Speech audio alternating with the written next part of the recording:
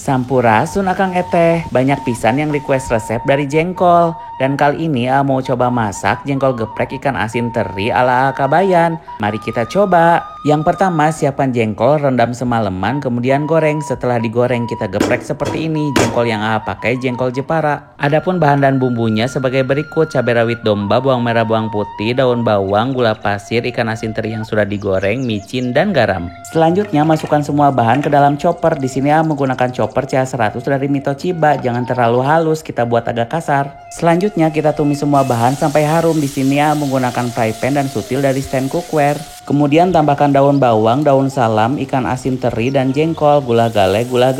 Selanjutnya tambahkan micin, garam dan gula pasir, gula galeh, jengkol geprek ikan asin teri ala Kabayan siap dihidangkan. Musuhnya nasi nih, cukup dengan nasi hangat, mentimun, jengkol geprek rasanya pedo pisan. Selamat mencoba.